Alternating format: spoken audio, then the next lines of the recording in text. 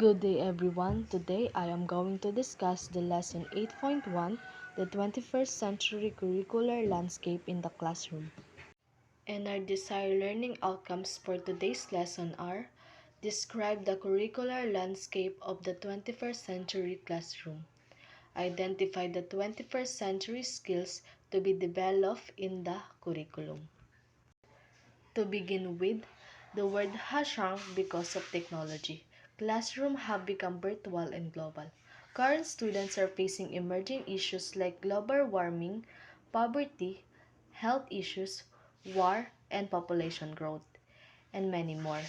The question is, what would all of this require?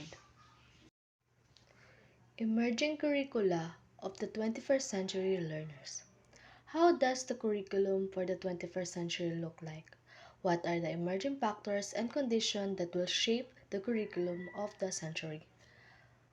We have here discussion in various groups here and abroad revolve along the different issues. Globalizations of economies and independence on international market. Increased concern and actions about environmental degradations, water and energy shortage, global warming, pandemic.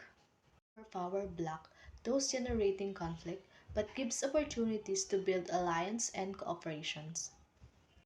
Increased global migration and opportunities for working overseas. Science and technological revolutions.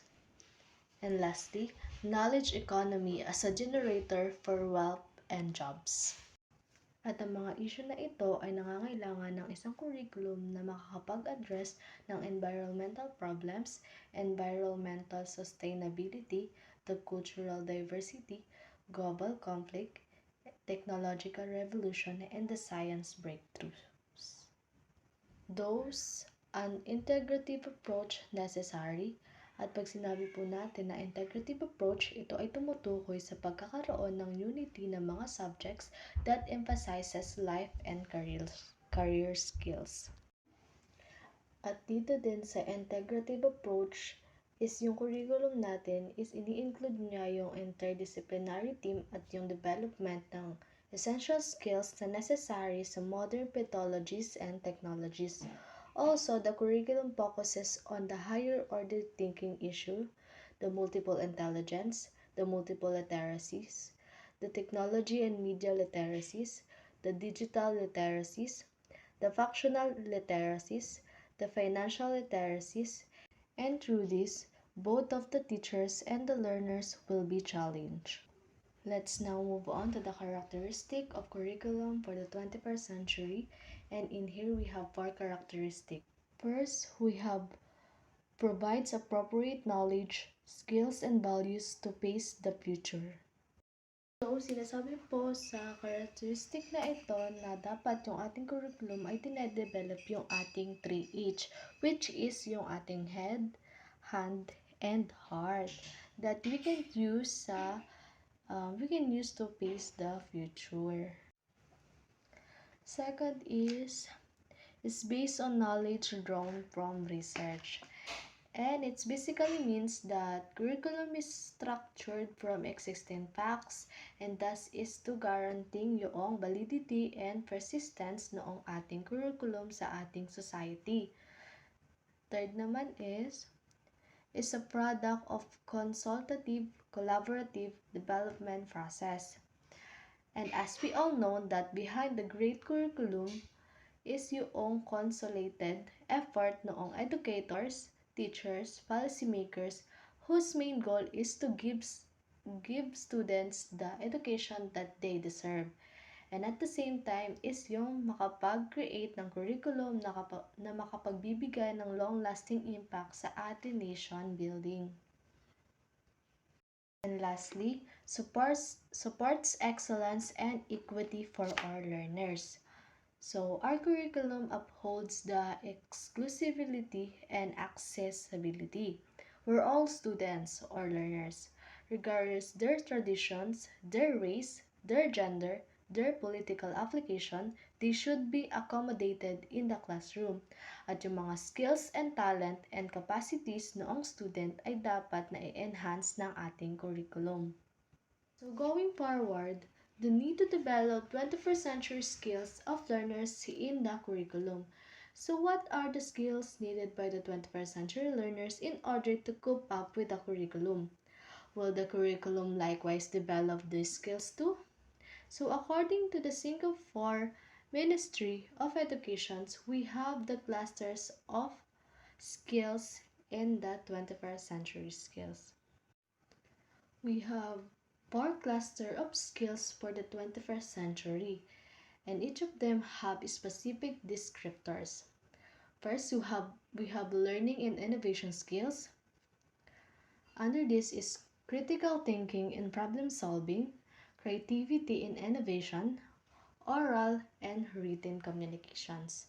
Second is knowledge, information, media and technology literacy skills. Under this naman is content mastery, information literacy, media literacy, ICT literacy. Third is life skills. Ang specific descriptors naman ito is flexibility and adaptability, initiative and self-direction, teamwork and collaboration, social and cross-cultural skills, productivity and accountability, leadership and responsibility. And lastly, we have citizenship skills. And specific descriptors naman ito is valuing of diversity, global awareness, environmental awareness, values, ethics, and professionalism. On the other hand, Howard Gardner, on 2006, from his book Five Minds of the Futures, sees that the 5 frames of thinking which would help in the development of thinking skills.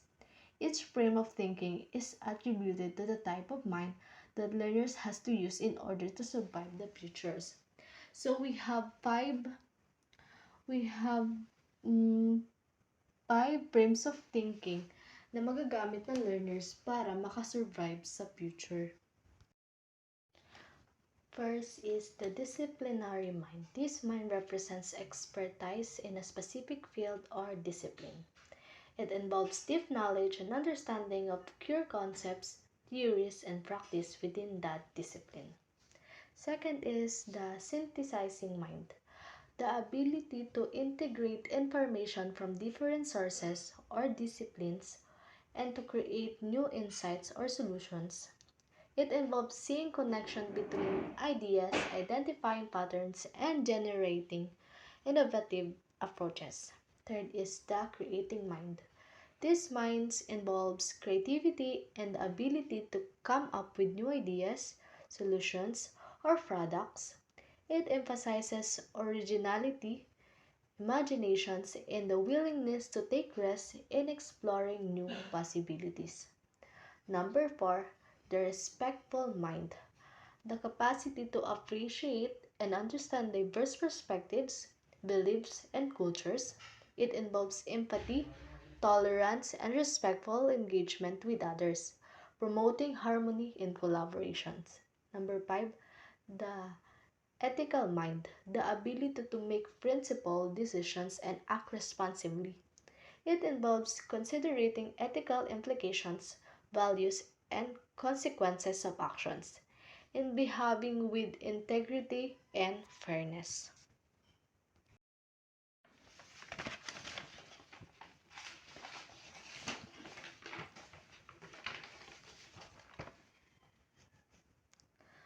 So next you have the 7 survival skills for 21st century curriculum. It's a framework developed by Tony Wagner, a scholar at Harvard University, that outlines essential competence students need to succeed in today's rapidly changing world. These skills go beyond traditional academic knowledge and focus in fostering critical thinking, creativity, collaborations, adaptability, and other capabilities necessary for personal and professional success in the 21st century. Here are the 7 survival skills. 1, we have critical thinking and problem solving. 2, we have collaboration across networks and leading by influence. 3, we have agility and adaptability. 4, we have initiative and entrepreneurialism. 5, we have effective oral and written communication. 6, we have accessing and analyzing information. And lastly, we have curiosity and imagination. So these survival skills are considered essential because they equip individuals with the competency needed to navigate a rapidly changing global landscape, where technological advancements, economic shifts, and cultural diversity shape the way we work and interact. Educators and educational institutions are encouraged to integrate these skills into curriculum design and teaching practice to prepare students for success in a higher education, careers, and lifelong learning. By fostering these skills, individuals are better equipped to adapt, innovate, collaborate, collaborate effectively, and contribute meaningfully to society in the 21st century. So overall po, the curricular landscape in the 21st century is characterized by a shift towards more flexible, inclusive, and dynamic educational approaches that prepare students not only for academic success but also for active citizenship, lifelong learning, and meaningful participations in a globalized world.